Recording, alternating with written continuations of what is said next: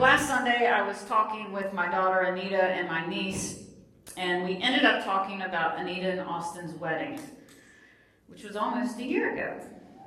And it makes my heart happy to say that their favorite part of the wedding was the ceremony, because they did have the best officiant ever. I have the microphone. No one heard you. Yes, they couldn't find anyone else. So sad. And most would probably say that their favorite part of the wedding was the reception, or picking out the dress. And Anita and I did have a wonderful time picking out her dress. And we both knew when she tried on that one dress, we knew it was the one. And we both cried. And I knew all the decorations that they had picked out would look beautiful, and they did. And the ceremony was at 2 o'clock, but hair and makeup was at like 6 or 7 that morning. Lots of last minute running around, getting dressed, taking pictures. And finally, it was time for the ceremony. It was beautiful. It was a warm day. It wasn't hurricane winds, but close at times. Anita's veil came off twice as her dad ran her down the aisle. Just kidding, he did walk. We were not able to light the unity candle, but the wind could not stop my words, even if it did blow my hair and my face the entire time. And as wonderful as all of that was, as wonderful as it was to have all our friends and family there to celebrate with them, the real beauty of their wedding was the vows and the covenant promises that Anita and Austin made to one another and to God. And when we hear those words such as to have and to hold, for richer and poor, in sickness and in health, as long as we both shall live, we say, wow, that's a long time. Just kidding. We sense that something sacred and powerful is happening. It's where God joins two people together and the two become one. The wedding vows are promises of covenant faithfulness and love. And the wedding vows are also a wonderful and vivid metaphor to help us understand these 10 commandments. You see, we have this image in our mind that the 10 commandments, we know them, but we don't question so much what they say, but rather, why were they given? Because there's more going on than a list of do's and don'ts. So let's unpack these well-known commandments. And even if you didn't grow up in a religious community, most are familiar with these ancient God-given laws. But unfortunately, we tend to think of these 10 commandments as threatening and heavy-handed, especially when we think of the old language, thou shalt not. It feels punitive, doesn't it? So for today, we're going to think of these 10 commandments more like marriage vows between God and God's people, which may help us not see these commandments as strict rules handed down from a wrathful God, but as promises between two parties of faithful covenant love and commitment.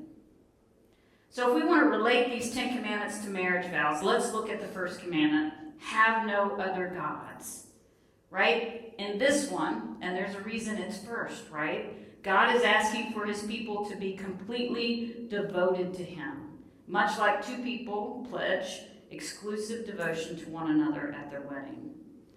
We must also keep in mind the context of when, where, and why God was giving his people these 10 commandments. God had delivered his people, Israel, from 430 years of slavery in Egypt. And he did so with a mighty hand and an outstretched arm. God was reminding them who freed them through those 10 powerful plagues. Yes, Moses was there. He was the one that stretched out the staff. But it was God working through Moses. God demonstrated his love and his grace to his people by bringing them out of slavery into new life, new freedom. And therefore, these commandments are not given as a standard to earn God's love and grace. Instead, God's love and grace is freely given to us. And as you read through the Ten Commandments, you see a shift halfway through. You can see the list up here. In a Bible study we did a few years ago on Exodus, author Jen Wilkin pointed out that the first 5 commandments talk about God's authority and our relationship with God. The last 5 commandments deal with our relationship with others. And I think number 5, honor your father and mother, can fall in both categories. It's not something we read to our children. So children, close your ears for a minute. It's not something we read to our children and say, you must honor us. That's not in the context it was given. God was talking to adults, remember, when he gave these commandments, not children. And God was saying, it's what I've done for you, and you need to do the same for those who are aging, because it's what's right and it's what's good for your community. This shift in the commandments is an important reminder that our relationship and obedience to God are not only lived out vertically, they're also lived out horizontally. In other words, the way we treat others is a direct reflection of our relationship with God. We can refer to these 2 directions of obedience, the vertical and horizontal, as righteousness and justice. I think I have a slide. Nope. Yep, there we go. I don't know if you can see that. So vertically, our relationship with God, righteousness. Horizontally, our relationship with others, justice. Imagine that it looks like a cross. Those 2 must always go together. To practice pious spirituality while ignoring the physical needs of other humans is no way to serve God. Neither can we practice a social religion focused solely on justice and physical concerns while ignoring devotion to God and proper worship. Have to have both. These 10 commandments are a constant reminder that following God means practicing righteousness and justice together. So God gave these 10 commandments not to punish his people, but to establish them as a holy nation, to set them apart from every other nation. God was their God, and they were his people, and they would not live like everyone else. And when we read these 10 commandments in the Old Testament, and you've heard me say this before, in light of the resurrection, through the lens of Christ, we see there is so much more going on than God saying, do not commit adultery. Because Jesus made it clear in Matthew 5:27 and 28, you have heard that it was said, you shall not commit adultery. But I tell you that anyone who looks at a woman lustfully has already committed adultery with her in his heart. This brings the reality of the commandments down to the heart level. The fact is, each of us has sinned in our hearts by hating others, belittling others, lusting after others, so on and so on. So is there really any hope for us? Is there any hope for us? Yes. Yes. There is wonderful hope for us in Christ Jesus.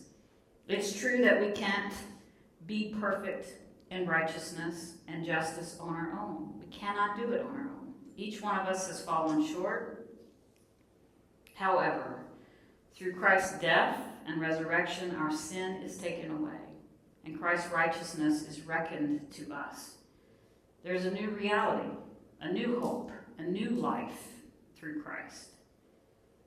God used the death and resurrection of Christ to bring us from lives of sin into the new reality of being united to him in love and grace. And we don't earn that status through obedience to the 10 Commandments. But God invites us to pledge our loving devotion to him in response to his amazing grace to us. It's a response. It's a relationship, right? In your relationship, when your significant other does something nice, how do you respond? And if they don't do something nice, how do you respond? It makes a difference.